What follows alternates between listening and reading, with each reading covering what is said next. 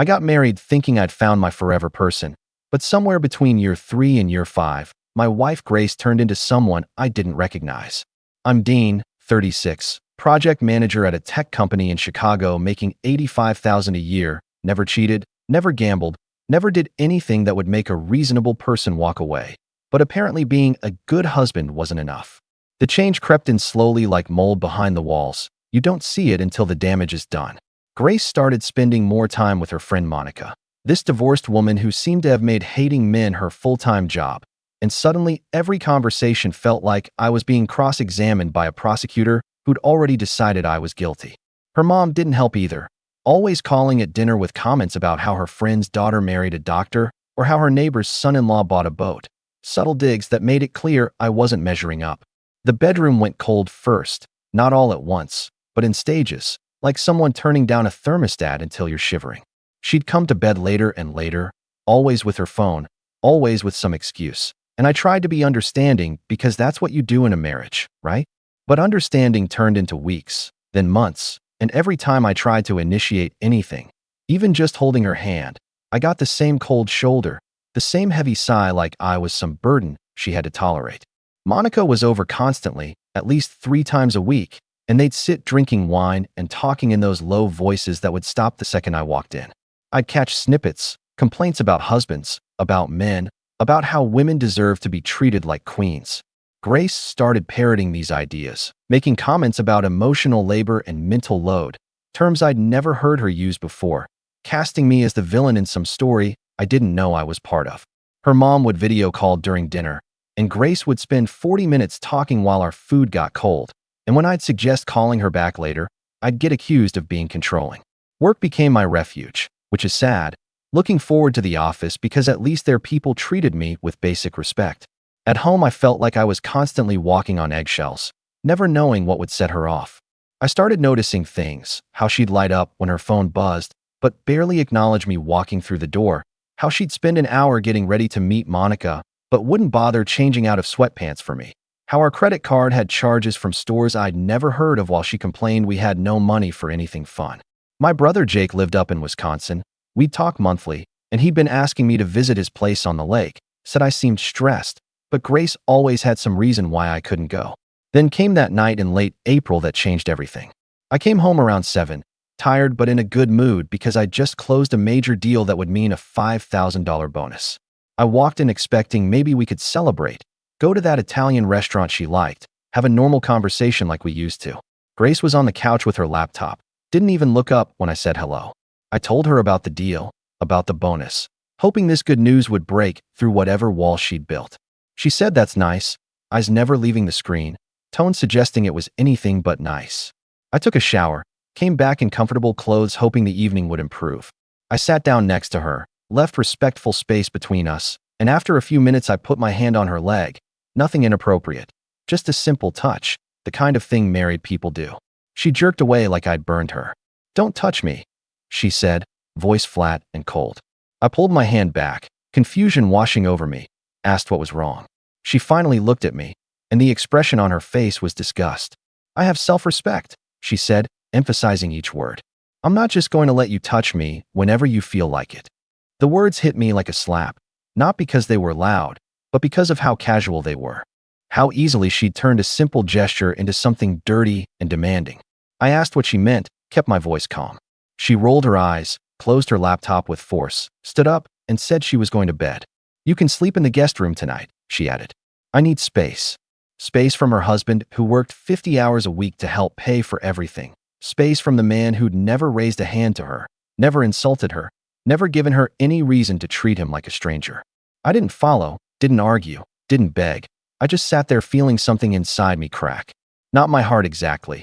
More like my willingness to keep playing the role of the understanding husband who accepts whatever scraps get thrown his way. I barely slept that night, just laid there thinking about how we'd gotten here. The next morning Grace came out looking refreshed, made herself coffee, didn't offer me any, acted like nothing happened. She started talking about meeting Monica for lunch, needing money for new clothes, casual conversation like we were roommates instead of married people. That's when something clicked. Call it clarity or exhaustion from trying to make someone happy who decided being happy with me wasn't part of her plan. She asked me to transfer her $500 for shopping, said it like you'd ask someone to pass the salt. I looked at her, really looked at her, saw the entitlement in her eyes. No, I said, simple and clear. She looked up, confusion crossing her face. I have self-respect too. The silence was deafening. You could hear the kitchen clock ticking, could hear everything except Grace breathing, because I think she'd stopped for a second.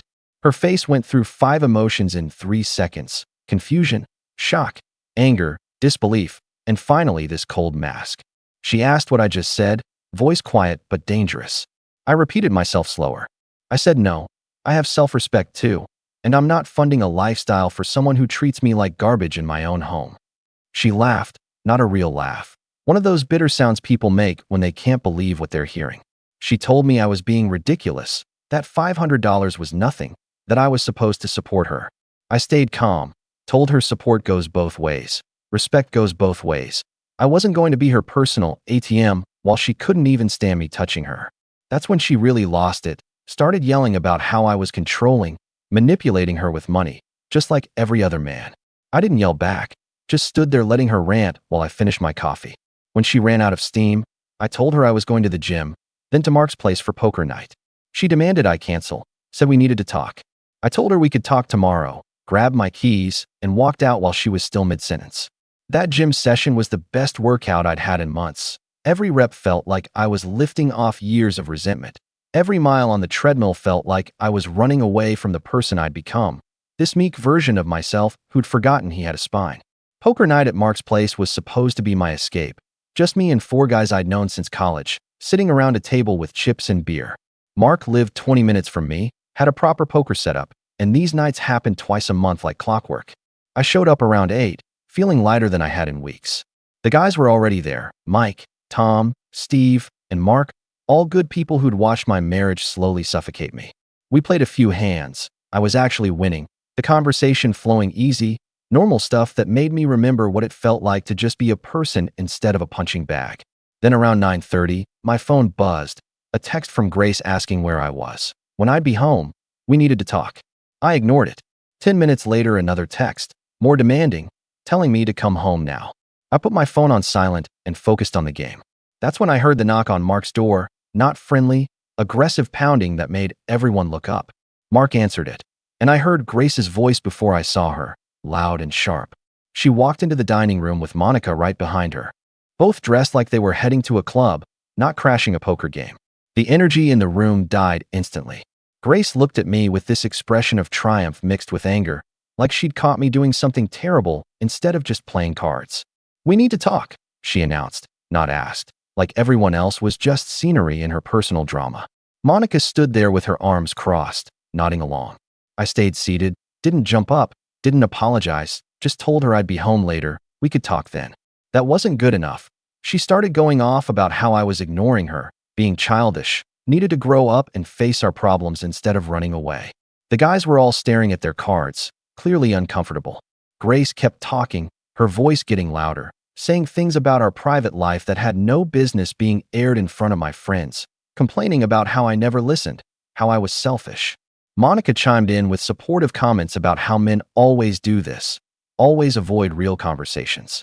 I let her finish, let her say everything she needed while I just sat there, chips stacked in front of me, waiting. When she finally paused to breathe, I stood up, calmly pushed my chair back, looked at Mark and told him I was out this hand. Then I looked at Grace. "I'll be home when I'm home." The shock on her face was something I'll remember forever, like I'd violated some unwritten rule that said she could interrupt my life whenever she wanted, but I had no right to boundaries. I walked past her and Monica, grabbed my jacket, and left without looking back. I heard Grace calling after me, voice shrill now, demanding I come back, but I just kept walking, got in my car, and drove. Not home, not yet. I drove around for 2 hours, processing how she'd actually tracked me down and tried to humiliate me in front of my friends. Brought Monica as backup like this was some intervention. When I got home around midnight, the apartment was dark, Grace was in the bedroom with the door closed, and I went straight to the guest room. The next morning started World War III. Grace was up early, waiting in the kitchen, her mom on speakerphone because apparently this required reinforcements. Her mom started in immediately about how disrespectful I was, how I'd embarrassed Grace, how a real man doesn't walk out on his wife. I made coffee while they tag-teamed me, didn't engage, just listened to them tell me everything wrong with my character.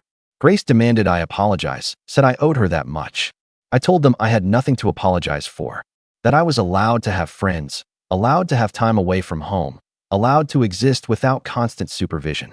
Her mom called me selfish, Grace called me cold, and I just walked away, got ready for work, left while they were still listing my failures. This became the pattern for the next 3 weeks. Grace and her mom staging interventions, Monica always lurking in the background, all of them treating me like I was the problem that needed fixing. I started staying later at work, going to the gym more, finding excuses to not be home because home had become a war zone. I moved my stuff into the guest room permanently, stopped trying to engage with Grace beyond basic logistics about bills. She'd oscillate between being angry and trying to be sweet, like she couldn't figure out which approach would work, but I'd stopped caring. My brother Jake called during this time, said he hadn't heard from me in a while, asked if everything was okay. I told him honestly that my marriage was falling apart. He offered me his place on the lake if I needed to get away, said the offer was always open. I thanked him, but said I had things I needed to handle first. Then came the barbecue at her sister's place in the suburbs, one of those family obligations I couldn't skip without causing a bigger scene. Her whole family was there, her parents, her sister and brother-in-law Tom, some cousins, and of course Monica. I showed up, brought the beer I was asked to bring, tried to be polite. Grace was performing for everyone, playing the role of the frustrated wife with the difficult husband, making little comments throughout the afternoon about how I was never home anymore. How I'd changed. Her mom backed her up, her sister made sympathetic noises, and Monica threw in observations about male behavior patterns. I stood there grilling burgers, listening to myself being discussed like I wasn't present. Tom pulled me aside and asked if I was okay, said I seemed checked out. I told him honestly that I was done, that the marriage was over in everything but paperwork. He looked uncomfortable but nodded, said he understood. The afternoon dragged on, more passive-aggressive comments from Grace, more pointed questions from her mom about our future. Finally, around 5, Grace announced she had plans with Monica later, some concert downtown. She didn't ask if I wanted to go, didn't include me, just stated it as fact. I told her she should go ahead. I was going to stay and help clean up. She looked annoyed but didn't argue in front of everyone. After she left with Monica, I helped Tom and her sister with the dishes, made small talk, then headed out. But I didn't go home. I drove to a coffee shop, opened my laptop, and started researching divorce attorneys in Chicago. I spent 3 hours reading reviews, comparing rates, making notes. By the time I closed my laptop, I had a short list of 5 lawyers and a clear plan. The next morning, I called the one with the best reviews, a woman named Patricia Chun who'd been practicing family law for 20 years, set up a consultation for the following week. I didn't tell Grace, didn't mention it to anyone, just kept going through the motions while I prepared my exit. The consultation with Patricia was eye-opening. She asked detailed questions about our finances, our assets, whether we had kids, how long we'd been married. I laid it all out, the joint checking account, the apartment we rented, the 2 cars, my 401k, her student loans I'd been helping pay off. Patricia explained Illinois divorce law, told me since we'd been married less than 10 years and had no kids, it would be relatively straightforward, likely a 50-50 split of assets, no alimony. She asked if I wanted to try counseling first, had to ask for legal reasons, and I told her honestly the relationship was dead. She gave me homework, documents to gather, bank statements to copy, a list of everything I'd need to file. I left her office feeling something I hadn't felt in months, hope. I started looking at apartments that same weekend, told Grace I was checking out a new gym, drove around the city instead looking at 1-bedroom places I could afford on my salary alone. I found one in a decent neighborhood, nothing fancy but clean and affordable, $900 a month. I told the landlord I was interested, filled out an application, and within 3 days I had approval. I signed the lease that Friday, gave first month and security deposit, got my keys, and suddenly I had an escape route. Back at the apartment, Grace barely noticed my absences. She was too busy planning some girls' trip with Monica to Atlantic City. I'd become invisible in my own marriage, and instead of fighting it, I was using it to plan my exit.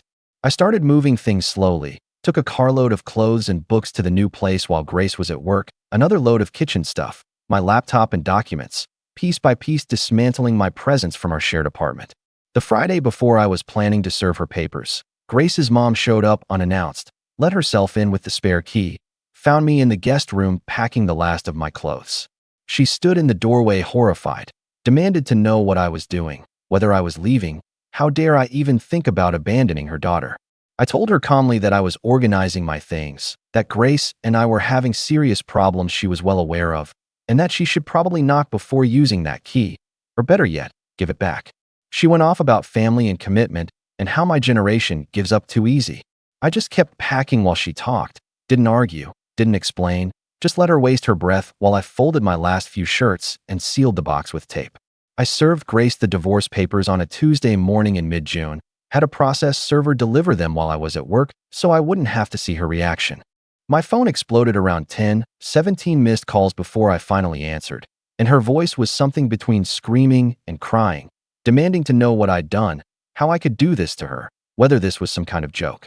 I told her calmly it wasn't a joke, that I'd moved my essential stuff to a new apartment over the past 2 weeks, that my lawyer would be in touch about dividing assets, and that she should get her own attorney. She went through all 5 stages of grief in about 3 days, started with complete denial, telling everyone I was just having a breakdown, that I'd come back once I cleared my head. Then came the anger phase, text messages at 2 in the morning calling me every name in the book, voicemails from her mom threatening legal action. Monica posted vague things on social media about toxic men and women dodging bullets, clearly about me, and I just blocked all of them. The bargaining phase was almost sad. Grace showed up at my office 3 times in 1 week. Security had to escort her out twice. She'd cry and promise to change, say she'd go to counseling, that we could fix this if I just gave her another chance. I told her the same thing each time, that it was over, that showing up at my workplace wasn't helping her case. She tried enlisting my friends, called Mark asking him to talk sense into me. Mark told her he supported my decision and hung up. She even called my brother Jake, probably got his number from an old contact list. Jake told her flatly that he'd watched her treat me like garbage for 2 years and I should have left sooner. None of it worked because everyone who actually knew us had seen how she treated me. Then came her attempted grand gesture that sealed everything in the worst possible way. It was early August, about 6 weeks after I'd served the papers, and I'd gone up to Jake's cabin in northern Wisconsin for a long weekend. Jake couldn't make it that weekend, work thing, so I had the place to myself. It was perfect, remote, right on a small lake, no neighbors for half a mile. Saturday evening around 7, I was sitting on the dock with a beer watching the sunset when I heard a car pull up. I figured maybe Jake had managed to get away, but then I heard Grace's voice calling my name, slurred and loud.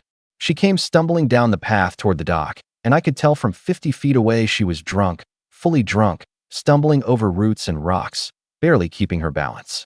She was wearing heels for some reason, completely inappropriate for a lakeside cabin, and some dress like she'd gotten ready for a night out, not a 4-hour drive to the middle of nowhere. She was crying and yelling at the same time, saying we needed to talk, that I couldn't throw away 5 years of marriage, that she loved me, and I was being cruel. I stayed on the dock, didn't move toward her, tried to calm her down from a distance, told her she shouldn't have driven in that condition, that she needed to leave. She kept coming, not watching where she was stepping, her heels catching on the wooden planks, and I saw it happening before it did, like watching a car accident in slow motion. Her foot caught on a loose board. She windmilled her arms, grabbed at nothing but air, and then she went straight sideways into the lake. The splash was enormous. Her scream cut off instantly by the cold water. I jumped in immediately, not because I wanted to help her specifically, but because letting someone drown wasn't an option, grabbed her arm and pulled her toward the shallow water. She was coughing and sputtering, too drunk to swim properly. She'd lost both heels in the water. Her phone was ruined at the bottom of the lake, her makeup running in black streams down her face. She just sat there shivering and crying, asking why I didn't love her anymore. I got her a towel and some of Jake's old clothes, told her to change and sober up. Then I called a local cab company because there was no Uber out here. They charged a fortune to come this far out. While we waited, she kept trying to talk to me, saying Monica had been wrong, that her mom had been wrong, that she saw that now. I told her this was exactly why we were done. This complete inability to respect boundaries or act like a rational adult. The cab showed up 45 minutes later. The driver looked uncomfortable picking up this soaking wet woman in oversized men's clothes with ruined makeup. I paid him in advance to take her to the nearest hotel 15 miles away, told him to make sure she got inside safely. Monday morning, my lawyer Patricia called.